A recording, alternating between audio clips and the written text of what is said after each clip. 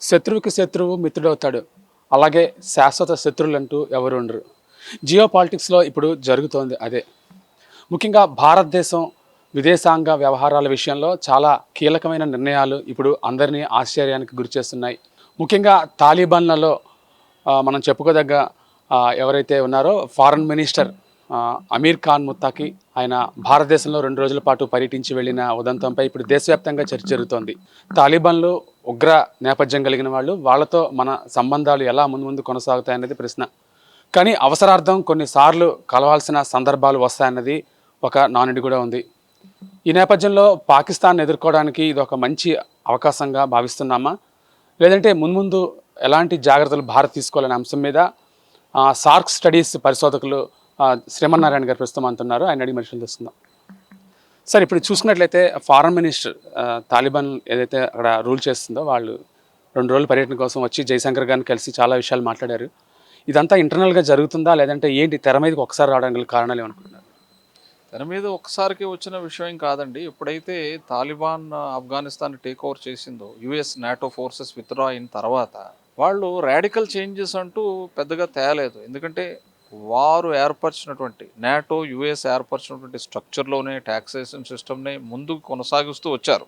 అయితే భారతదేశానికి కొద్దిగా సిద్ధాంతపరమైనటువంటి విభేదాలు ఉండడంతో ఏంటంటే తాలిబాన్ ఇప్పుడు వ్యతిరేకం కదా అన్నట్టుగా మన ఎంబసీ స్టాఫ్ను విత్డ్రా చేసుకోవడం, ఇలాంటి చర్యలు చేపట్టడం జరిగింది. అయితే అప్పుడు కూడా యుఎస్ చెప్పిన సలహా ఏంటంటే ఒకేసారి విత్డ్రా చేయకండి, ఎందుకంటే కొన్ని millions of dollars of investment మనం పెట్టాం, సహాయం అందించాం, ఎయిడ్ అందించాం ఆఫ్ఘనిస్తాన్కి. ఎప్పుడు యుఎస్ అపీల్ దృష్ట్యా మనం చేసిన పని అది. మరి ఇప్పుడు ఏంటంటే తాలిబాన్ వచ్చింది కదా అని చెప్పేసి వెనకడుగు వెయ్యొద్దు, ఆలోచించండి అని మనకు యుఎస్ సలహా ఇవ్వడం.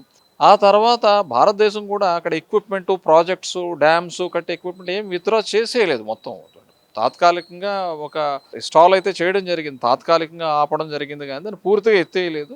ఈ లోపల 1 ఇయర్ తర్వాత ఇండియా కూడా కోఆపరేషన్ ఎక్స్టెండ్ చేసింది. ఇప్పుడు సిద్ధాంతపరంగా కాకుండా ప్రాక్టికల్గా ప్రెగ్మాటిక్గా ముందుకు వెళ్ళాలి మనం అనేటువంటి పరిస్థితి ఉంది. నెక్స్ట్ వారు కూడా ఏంటంటే వారిది ఒక అపీల్, మేమేమి పూర్తిగా దీన్ని మార్చేయడం లేదు, వీరి ప్రోగ్రెస్ అభివృద్ధి, ఆఫ్ఘనిస్తాన్ అభివృద్ధి దృశ్యాన్ని మేము పాలిస్తున్నామని వారు ఇంటర్నేషనల్గా కూడా ఎయిడ్కి అపీల్ చేయడం జరిగింది. సో మన ఆప్షన్స్ ఎప్పుడు ఓపెన్గానే పెట్టుకున్నాం. మనం ఎప్పుడు ఆఫ్ఘనిస్తాన్ మీద ఇండియా ఆప్షన్స్ క్లోజ్ చేయలేదు, మన ఎక్విప్మెంటు, ఇన్వెస్ట్మెంట్స్ పూర్తిగా ఏమి విత్డ్రా చేయలేదు, అవి అలా ఉన్నాయి. అయితే కొనసాగించమని వాళ్ళు వచ్చారు.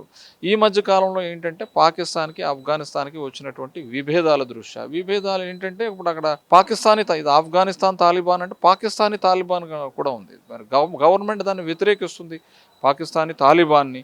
ఈ ఫోర్సెస్ని కొద్దిగా చెక్ చేయాలన్నటువంటి ఉద్దేశంతో గవర్నమెంట్ ముందుకు పోతుంది పాకిస్తాన్లో. అయితే బార్డర్స్ లూజ్గా ఉండడం వల్ల ఇక్కడికి వచ్చి వాళ్ళ చర్యలు చేపడుతూనే పాకిస్తానీ తాలిబాన్ ఇక్కడ పరిస్థితి కఠినంగా ఉన్నప్పుడు ఏంటంటే ఆఫ్ఘనిస్తాన్లోకి వెళ్ళి తలదాచుకుంటున్నారు. వాళ్ళు స్థావరాలు ఉన్నాయి తాలిబాన్ సిద్ధాంతం అంతా ఒకటే, స్థావరాలు ఉన్నాయి. ఇటీవల ఏంటంటే కొద్దిగా స్థావరాలని రైడ్ చేయడం కాన్ఫ్లిక్ట్కి దారితీసింది ఇరు దేశాల మధ్య. సో అక్కడ ఈ మిలిటరీ చర్యలు విపరీతంగా జరిగాయి. దీంతో ఏంటంటే తాలిబాన్ చాలా సెన్సిటివ్ కాబట్టి వాళ్ళు దాన్ని సీరియస్గా తీసుకున్నారు, పాకిస్తాన్ని విభేదిస్తున్న ఈ తరుణంలో ఓపెన్గా బయటకు వచ్చారు. ఇప్పుడు ఓపెన్గా బయటకు వచ్చి సహకరించమని అడుగుతున్నారు, ప్రాజెక్ట్స్ను కొనసాగించమని అడుగుతున్నారు, కొత్తగా పెట్టుబడులు ఉన్న అప్పటి పెట్టుబడులను కొనసాగిస్తూ, అంటే మళ్ళీ పునరుద్ధరిస్తూ ఇప్పుడు కొత్తగా పెట్టుబడులు పెట్టమని ముందుకు వచ్చారు. ఇది భారతదేశానికి కూడా మంచి అవకాశం, ఎందుకంటే ఈ ప్రభుత్వం సిద్ధాంతపరంగా కాకుండా చాలా ప్రెగ్మాటిక్గా ముందుకెళ్తుంది. అలాగని ఇప్పుడు ప్యాలెస్టైన్ విషయంలో కూడా ఒకవైపు ఇస్రాయిల్ కొంత సడలింపు చేసి ఇస్రాయిల్ని సపోర్ట్ చేయడం జరిగింది. సో ఇక్కడ అవసరార్థమై జరుగుతున్నటువంటి చర్యల రీత్యా ఇప్పుడు ఏంటంటే పాకిస్తాన్ ఒకవైపు శత్రుదేశంగా ఉంది, ఇంకోవైపు చైనా నుంచి మన థ్రెట్ ఉంది. సో పాకిస్తాన్ని చెక్ చేయాలంటే ఇరువైపుల నుంచి కూడా బిగించాలి. కాబట్టి ఈ అవకాశాన్ని తప్పనిసరిగా భారతదేశం దీన్ని క్యాపిటలైజ్ చేసుకుంటుంది, దీన్ని అడ్వాంటేజ్ తీసుకోవాల్సిన అవసరం ఉంది. ఆఫ్ఘనిస్తాన్ని డెవలప్ చేసినట్టు ఉంటుంది, ఆ ప్రాజెక్ట్స్ కొనసాగించినట్టు ఉంటుంది.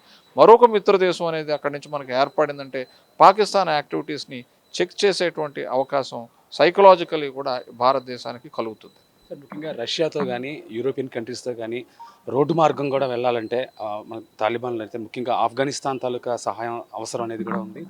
ఆఫ్ఘనిస్తాన్ ఇన్ఫ్రాస్ట్రక్చరల్ డెవలప్మెంట్కి మీరు అన్నట్టుగా ఆఫ్ఘనిస్తాన్ సహాయం మనకు అవసరమే మామూలుగా చాలా విధాలుగా. సో మనం ఇరాక్ నుంచి పైప్ లైన్ అది ఇంకా ఇంకా పూర్తిగా మెటీరియలైజ్ అవ్వలేదు. ఈ పైప్ లైన్స్ దృష్ట్యా అన్నిటి విషయం మనకు ఖచ్చితంగా సహాయం అందుతుంది. ఎందుకంటే పూర్తిగా మనం కొద్దిగా సస్పెండ్ చేసాం, కానీ పూర్తిగా మనం ఏం అక్కడి నుంచి వచ్చేయడం ఏం జరగలేదు. కాబట్టి ఇది ఎక్స్ప్లిసిట్గా అంటే ఓపెన్గా ఇప్పుడు ఓపెన్ అవుతుంది. ఏదైతే కొద్దిగా క్లోజ్గా నడుస్తుందో ఇది ఓపెన్ అవుతుంది, అంతే. మనకి అడ్వాంటేజ్ ఉంది దీనివల్ల. ఇప్పటివరకు భారతదేశం చుట్టుపక్కల అన్ని శత్రువులే ఉన్నారు, ఆ శత్రు దేశాలు ఉన్నారు, మన పాకిస్తాన్, చైనా. ఇప్పుడు ఆ పాకిస్తాన్కి ఆవల వైపున ఉన్న ఆఫ్ఘనిస్తాన్తో మిత్రత్వం అనేది భవిష్యత్తులో ఇంకా ఏ దేశాలతో మనం సఖ్యతగా ఉండే అవకాశాలు చూడొచ్చు?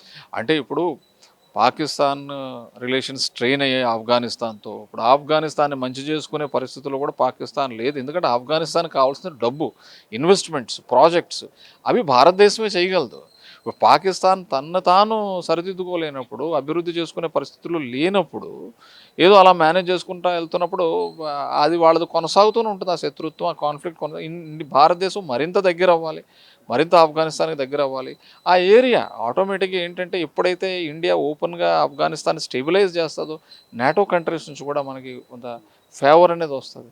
ఎందుకంటే ముందు నుంచి అమెరికా కూడా అపీల్ చేస్తుంది, మీరు పూర్తిగా విత్డ్రా చేయకండి, అక్కడ మేము ఏదైతే స్ట్రక్చర్స్ ఏర్పాటు చేసామో వాటిని అన్నింటినీ కొనసాగించే ప్రయత్నమే చేద్దాం, పూర్తిగా చేయొద్దని అపీల్ చేస్తున్నాం. నాటో దేశాలు కూడా ఉన్నాయి. సో భారతదేశం ఎప్పుడైతే చురుగ్గా డెవలప్మెంటల్ యాక్టివిటీస్లో పాల్గొంటుందో, అక్కడ టెర్రరిజం అనేది ఎప్పుడైతే పూర్తిగా తగ్గుతుందో నాటో దేశాలు వెల్కమ్ చెప్తాయి, యుఎస్ వెల్కమ్ చెప్తాయి. ఈ విధంగా కూడా మనం ఇప్పుడు రష్యాతో క్లోజ్ అవుతున్నాము అనేటువంటి ఈ కంప్లైంట్స్ ఏదైతే ఉన్నాయో అవన్నీ తగ్గేటువంటి అవకాశం నాటో దేశాలతో, అమెరికా దేశంతో ఉంది. సరే, ఆపరేషన్ సింధూర్ 2.0 కూడా ఒక మార్గం చేయడానికి ఇది జరుగుతుంది అనేది కూడా వినిపిస్తుంది. సో అలా అని మనం అలాంటి అనాలిసిస్ చేయకూడదు. ఎందుకంటే war is the last resort, war is the last. సైకలాజికల్గానే మనం ఇచ్చేయాలి, కానీ ఆపరేషన్ 2కి వెళ్ళిపోదాం అంటే అలాంటి పరిస్థితులు వస్తే ఏమొస్తాయి అనేది ఇప్పుడు అనలైజ్ చేయొచ్చు.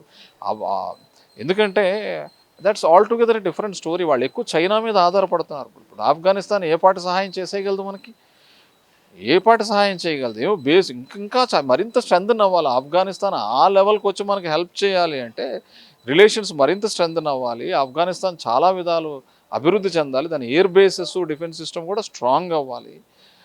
మనకు అలాంటి డిఫెన్స్ అండర్స్టాండింగ్ రావాలి. సో ఇవన్నీ లేకుండా ఇదేదో కలిసి వచ్చిందని మనం వెళ్ళిపోవడం అనేది అది కరెక్ట్ కాదు. ఎక్కువ చైనా మీద డిపెండ్ అవుతున్నారు వాళ్ళు. చాలా పెద్ద బేసు, పెద్ద కంట్రీ, ఆల్మోస్ట్ డెవలప్డ్ కంట్రీ అయినటువంటి పరిస్థితి.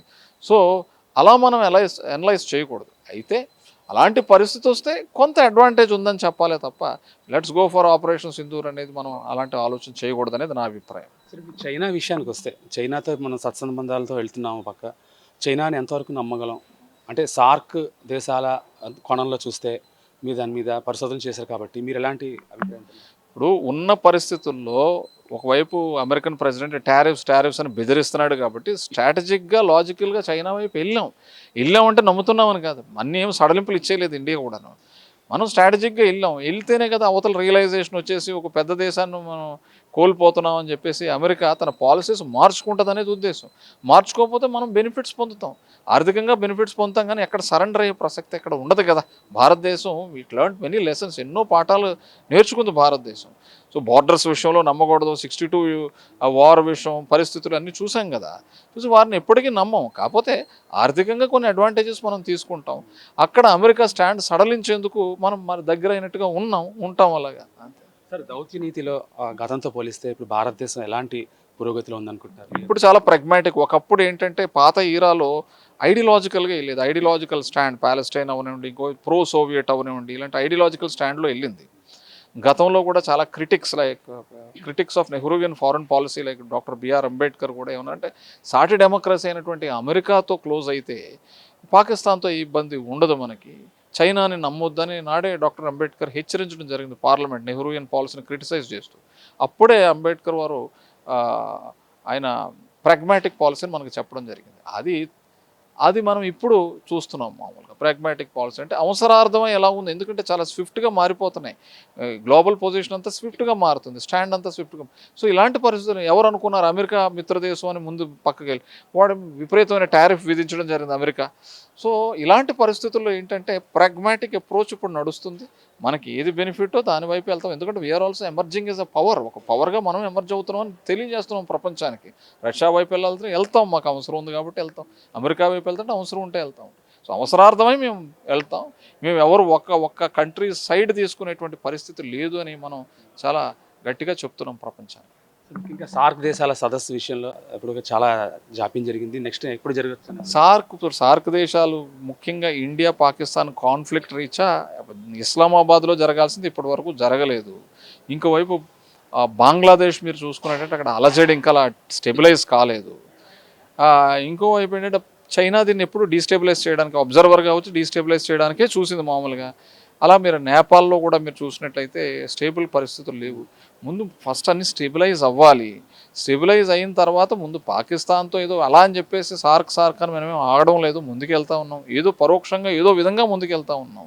బైలేటరల్గా డెవలప్ చేసుకున్నాం. ఇప్పుడు శ్రీలంక ఉందంటే బైలేటరల్గా మనం హెల్ప్ చేయాల్సింది చేసాం. నేపాల్కి బైలేటరల్గా హెల్ప్ చేయాలి. ఆ విధంగా ట్రేడ్ కన్సెషన్స్ మనం తెచ్చుకుంటాం.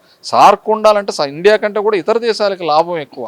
మరి పాకిస్తాన్ రీచ్ అయితే ముందుకు వెళ్ళట్లేదు కాబట్టి వేచి చూడాలి. మరి పాకిస్తాన్ స్టాండ్ మారాలి. అది మారే పరిస్థితి ఇప్పుడు కనిపించట్లేదు కాబట్టి సార్క్ పరిధిలోనే అవసరం లేదు, బైలేటరల్గా కూడా మనం ముందుకు వెళ్ళేటువంటి పరిస్థితి ఉంది. ఫైనల్గా చెప్పండి, ఆఫ్ఘనిస్తాన్ ఫారెన్ మినిస్టర్ వచ్చి వెళ్ళిన తర్వాత నెక్స్ట్ భవిష్యత్తులో పరిణామాలు ఏ విధంగా ఉండొచ్చు మీ అబ్జర్వేషన్? పరిణామాలు ఏముంది, ఖచ్చితంగా మనం ఇది ఒక అవకాశంగా తీసుకుని మనం ఇన్వెస్ట్మెంట్స్, పాత ప్రాజెక్ట్స్ కొనసాగిస్తారు, ఇన్వెస్ట్మెంట్స్ పెడతారు. దీనివల్ల నాటో స్టాండ్ మారుతుంది, అమెరికా స్టాండ్ మారుతుంది. అక్కడ ఈ టెర్రరిజం అనేది కాకుండా మామూలుగా డెమోక్రటిక్ పరిస్థితులు ఏర్పడతాయి. ముందు భారతదేశం లాంటి దేశం సహకరిస్తే మనకు కూడా చిన్న సలహా ఇచ్చేటువంటి లివరేజ్ మనం సంపాదిస్తాం. అలాంటి పరిస్థితి ఏర్పడి అక్కడ స్టెబిలైజ్ అయితే మాత్రం అది ప్రపంచానికి కూడా మంచి పరిణామం. Thank you sir. ఇది ముఖ్యంగా భారత దౌత్య నీతి అయితే చాలా చాకచక్యంగా వెళుతోంది. మిత్ర దేశాలను కలుపుకుని వెళ్ళడంలో ఒక వ్యూహాత్మకమైన విధానాన్ని అనుసరిస్తుందని శ్రీమన్నారాయణ గారు చెప్తున్నారు. ఇది భవిష్యత్తులో ఒక మంచి పరిణామాలకు దారితీయాలని మనము కోరుకుందాం. వీడియో జర్నలిస్ట్ సత్యతో Murthy, VBC on TV, Visakhapatnam.